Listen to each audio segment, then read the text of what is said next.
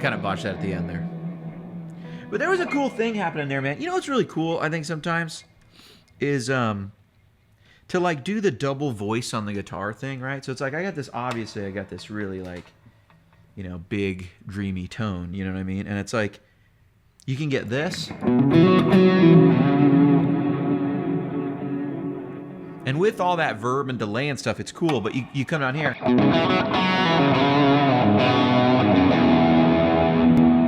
know what I mean? That's a really cool way to like.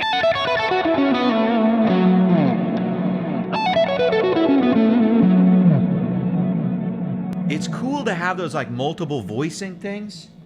And then, you know, I threw my slide somewhere. Oh, and it's clear. I can't find it anywhere. It's right here somewhere. Did I throw it down? Here it is. It's clear. But, you know, when you do that, when you take that tone like all the way down there, you can kind of get that, you know.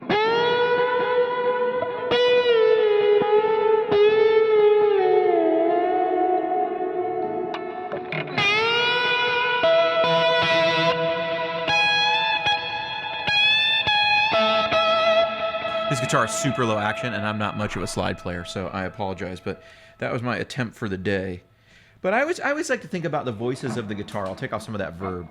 I like to think about it in these different terms, like, you know, what if I have one voice that sounds like this? It's obviously super exaggerated, you know, but then you got...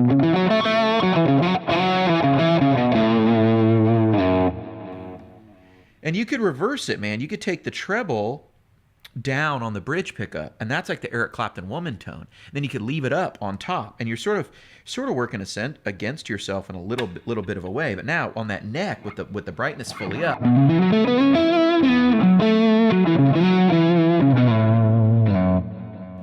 now it's like, okay, that's like big, that's still big and fat, but now you go down to the bridge. You know what I mean?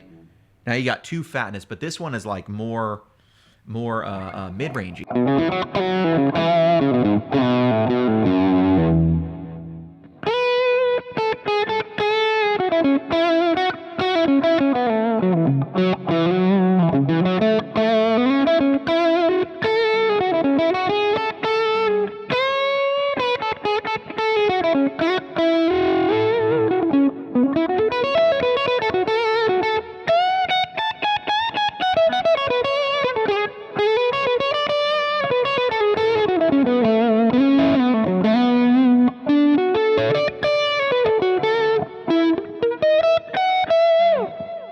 Anyway, this is an old Bernie SG that I got for like $500. I used to play this in a band a long time ago, and it was my favorite guitar I've done, and I put love on it one time, and I thought that was cool.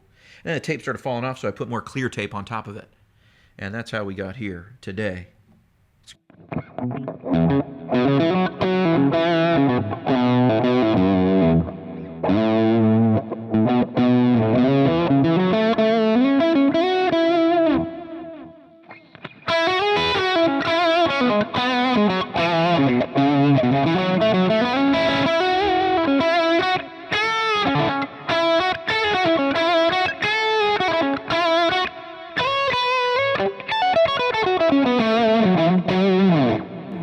Great sound, man. Early morning here in Nashville, kind of. I already dropped the kids off at school, and here we are. Can we talk about something? Can we talk about how tube amps are kind of a cult? Right? Okay. Can we just say it? Because it's kind of true, man. And I'm gonna just give you some examples of that. The tube amp thing is like one of those things that all us digital guys like walk around. Like we've been walking around it for a long time, you know? It's like, okay, I know digital, I know tube warmth, nothing sounds like tubes. You got to get some air behind you. We kind of say these things, but I got to be honest with you, it is complete bullshit. And I'm going to explain to you why. So just from a theoretical sense, I would love anyone to give me the explanation of why digital cannot sound like tube. Okay, so what I mean by that is, you know, very, very, very few people have the experience of constantly playing their tube amp through microphones primarily. Very few people do that. Most people play their amps. They play their amps in the room and they enjoy it, and maybe they turn it loud, maybe they don't. I think most people with tube amps don't turn them as loud as they would like to. But there's a lot of people who do. But I think even if you're on the road a lot and you're using mics and you're micing up, you're usually still playing at home more often, more hours than you're playing on the road. Now, you might get very used to playing on the road and very used to in-ear monitors, very used to wedges and playing live. But I think, honestly, in the terms of all the guitar players in the world, very, very few people primarily listen to a guitar through a microphone. Producers, studio guys, sure. But most guitar players are not in that situation, okay? So I think most people's experience, and where I think we get this general consensus of digital can't sound like tubes, not all the way, or like it can get close, but there's still a little bit, there's tube warmth, there's analog soul, there's, the air moving behind me, which is all just BS, right? It's all people who just aren't thinking. They either don't know or they're not thinking about what they're talking about, right? It's like a lot of people will tell me, can digital do feedback? And it's like, your tube amp doesn't do feedback either. What does feedback is when the speaker produces a frequency loud enough, with enough power, with enough energy, that there's an energy transfer over the airwave, the sound wave traveling through the space, and it begins to resonate your string at that same frequency. So if you've got enough of the A frequency coming out, hitting that string, well, the string vibration produces the A note, which goes into the speaker, and the speaker, through the amplification process, is making enough energy that it then begins to actually transfer energy back into the string. And by doing so, creates even more of a loop of an energy to create out of the speaker.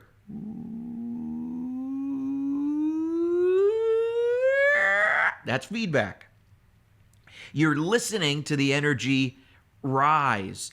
You're listening to the amount of energy going back into that string rising, and now that energy is multiplying because it's in a feedback loop. Has nothing to do with digital or analog. That right there, by the way, if it had anything to do with tube amps, you wouldn't get microphone feedback, right? Microphones feedback the same way.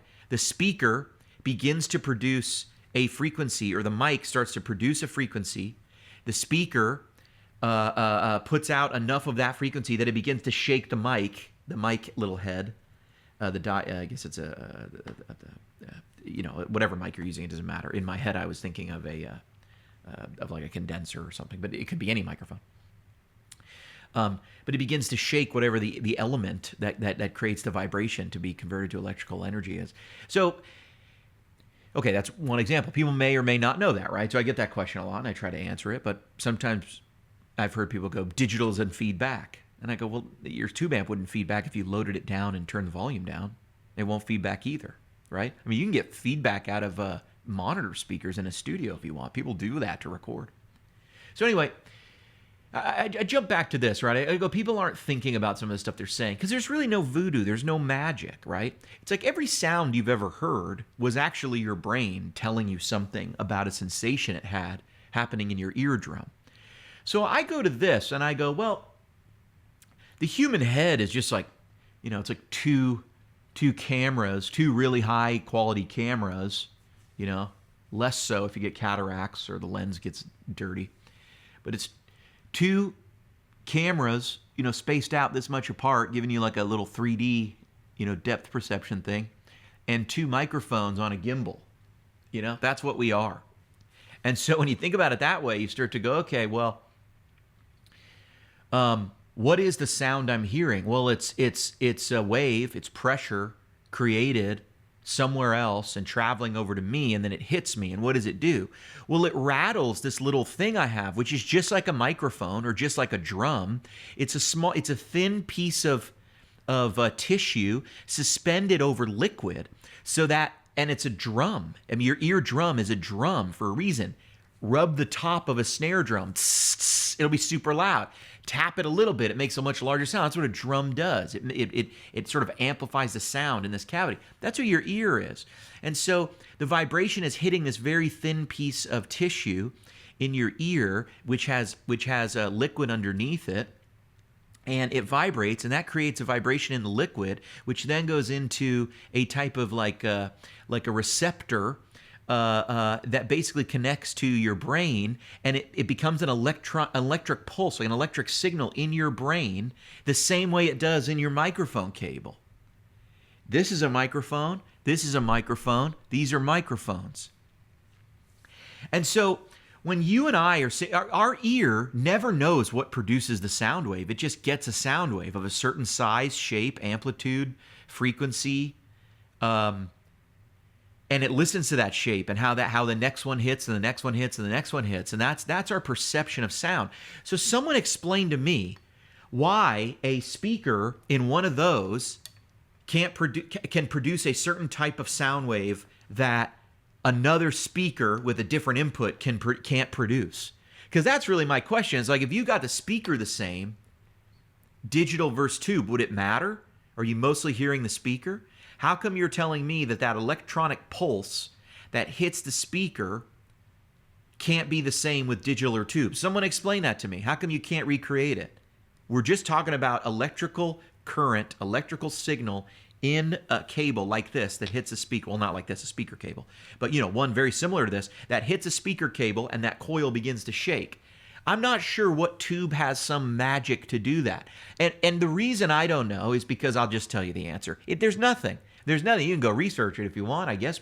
But it's very hard to sort of prove a negative and prove like, well, there's something in that one that isn't in that one, because you won't find any attribute of a tube amp that produces some sort of, because you got to remember, whether it's a tube amp or a digital thing, it goes into that speaker cable, right? It goes into the cable coming out the back. It's got to get to a speaker somewhere else.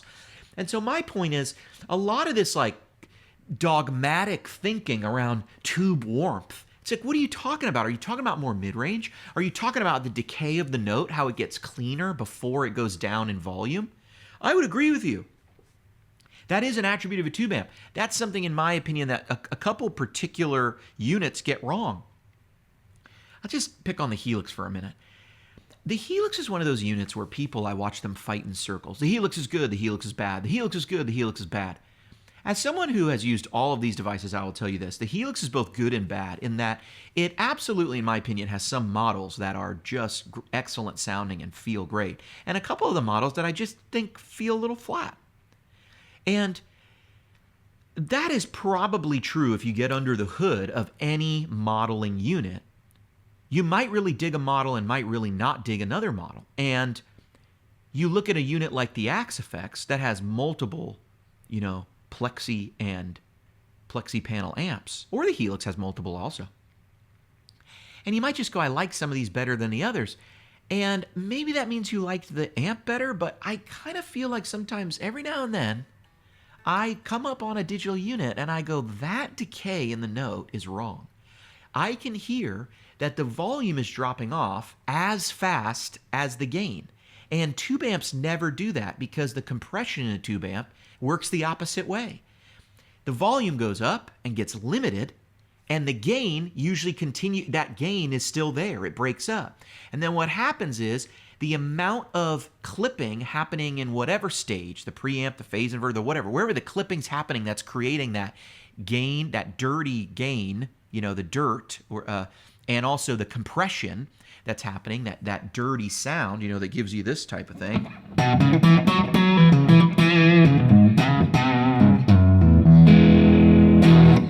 Whatever that is, as you begin to come down, and right as you cross the threshold where there no longer will be compression, if there's no compression there, you probably are the amp should be getting cleaner before it lets the volume actually fall down.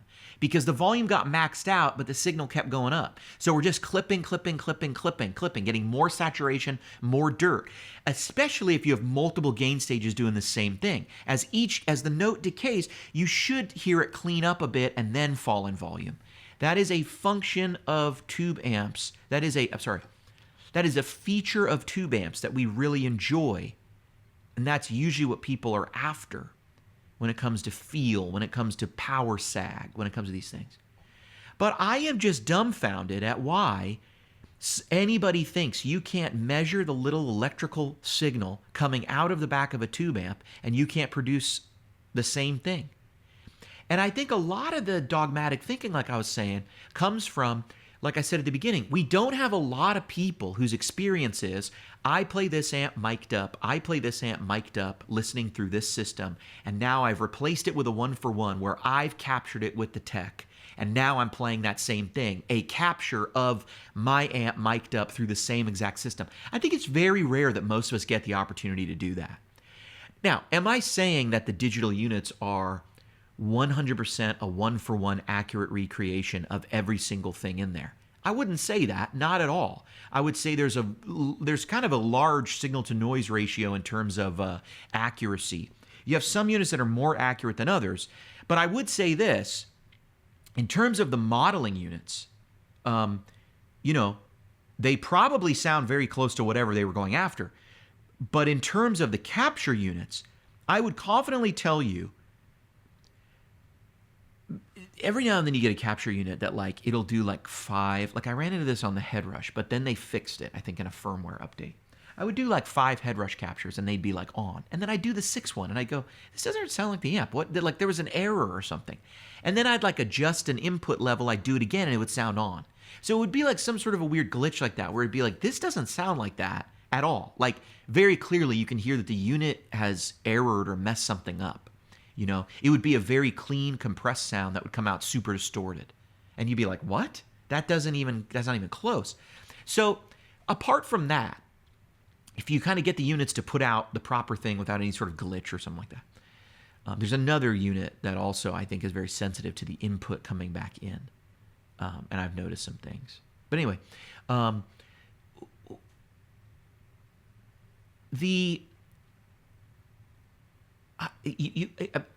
do I say this?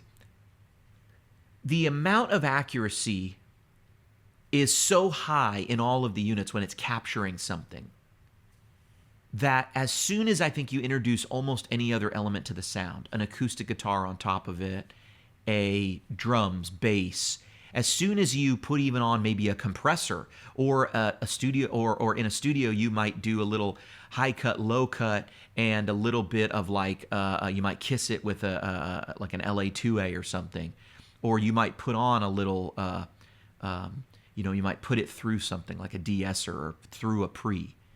At that point, I think they become almost indistinguishable, or pretty much indistinguishable, unless you do maybe in some sort of a very A/B test, But then that begins to beg the question for me is, well, music is never consumed in this A/B test. So it's a bit and to me, that's then a bit like going,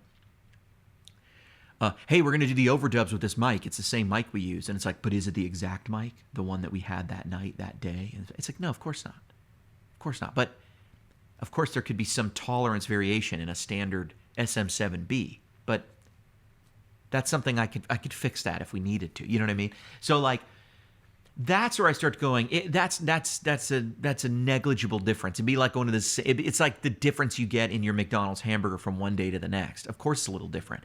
The bun is always put on a little bit to the side or a little this. Have you ever seen a McDonald's hamburger where the bun, the meat, and the cheese were all perfectly lined up? Never. Never. Never. Only in the photos. Only in the photos have I ever seen that. If you gave me one that was perfect, I'd be weirded out. It would be like the uncanny valley thing. I'd be like, that's AI made this burger. No human at McDonald's has ever made a completely symmetrical anything at McDonald's. So let me just tell you that right there. So yeah, man, I think there's a lot. I think those of us who are in kind of the digital world and who have drank the Kool-Aid, so to speak. I'm talking about Colts, and then I'm saying I'm the one that drank the Kool-Aid. But I think those of us who are just kind of being a little more analytical are going, look, there's nothing special about a clone. There's really not. Somebody else can come along and make the exact same circuit and it'll sound the same. And everybody who does this A/B test, listen to this versus this, listen to this versus this. It's but is the original actually better? You know what I mean? Or is this a difference that isn't better? It's negligible. Like, can we even quantify this? Is it a qualitative difference? Meaning, is the quality changing? Or, sorry, is the quality is not what I meant to say. It's like a quant versus quality. Is there actually a quantitative difference that you could measure, like that you can see or hear in a functional way? Could you put that in a mix and measure that one is better than the other? No, that would make it a qualitative difference where the quality is different. But I don't mean quality in terms of better or worse. I mean quality in terms of I have qualities, you have qualities. My hair is obviously blonde. That's how God made it. And your hair might be something else. My eyes are this, yours might be blue, mine are brown. You know, so I digress. I think as digital, even though digital is being adopted, we're all still tiptoeing around, the dogma of like tube warmth and you gotta have the air behind you. And it's like, bro, you can't feel any air coming off the speaker. You're talking about decibels, just loudness bouncing off the walls because you're standing right up against your 412 and you're just turning it way up. You're talking about just all sorts of room reverb being added to your sound. That's the feeling. I mean, that's it. Now, is the sensation different when you have a ton of decibels versus not a lot of decibels? Of course. Fletcher-Munson curve, the brain begins to give you all sorts of signals, whether it likes that amount of decibels or not. That's why, you have differences in cultures with the volume people speak at. And you have differences in households with the volume people speak at. In my house, we kind of have a pretty chill, quiet house, but there's a lot of people in my house who talk a lot and talk loud. And I remember someone came over and they have very quiet parents, and they were like, I was like, hey, don't do that to one of my kids, right? They were trying to take like a soda over to the couch. I was like, nah, bro, get that soda over to the table. We're not bringing food and stuff over to the cream-colored couch. Not happening. Not happening. And very proud, man. I have a large, light-colored sectional that has basically survived from my kids about a decade. And it is clean, bruh. It is clean. Because I get Coit out here to clean it, and I do not let them drink soda on it. I ain't having all that. Y'all go eat at the kitchen bar. Y'all go eat at that table over there. I made sure when we designed the house, both of those locations had a clear vantage point to the television. So don't even be bringing those Cheeto fingers over to my couch. Don't even be bringing, that grease from your Slim Jim you've been eating a minute ago. Don't even be bringing the brown stains that you never get out from the soda. Don't do it. Not in HW's house.